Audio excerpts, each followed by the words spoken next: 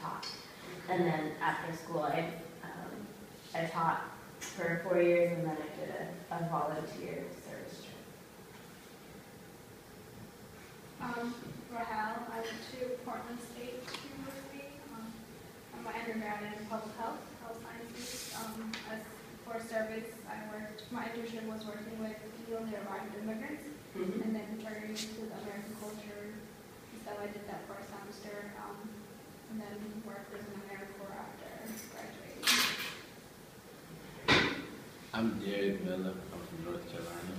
I went to North Carolina A&T, it's a technical state university, and I did criminal justice.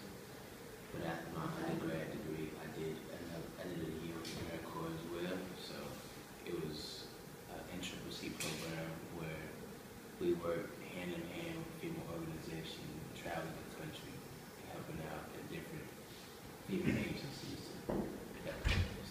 FEMA is natural disaster, right? Yeah, FEMA is the Federal Emergency, the Federal Emergency Management Agency.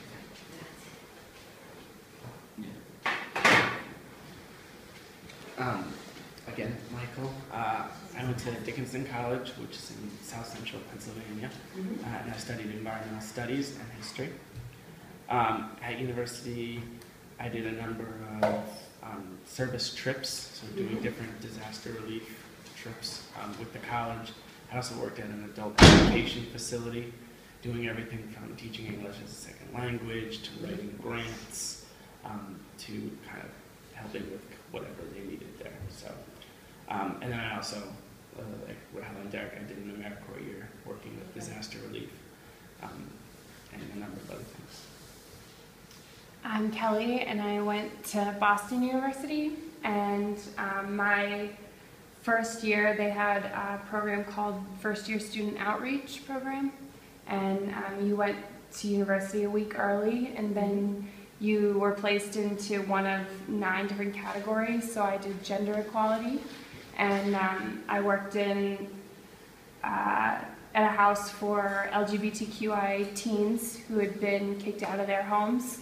And I also volunteered at Planned Parenthood. And then other than that, at university, I did sort of individual service projects with the Susan G. Komen Breast Cancer Foundation. I went to schools and read to kids. And then after I graduated, I did 2 years of AmeriCorps. So there are lots of different programs within AmeriCorps. And so the program that I did, you choose one of 27 different cities, and you work in the school systems. So we have, they're what are called dropout factories. So basically the worst educational systems in the country.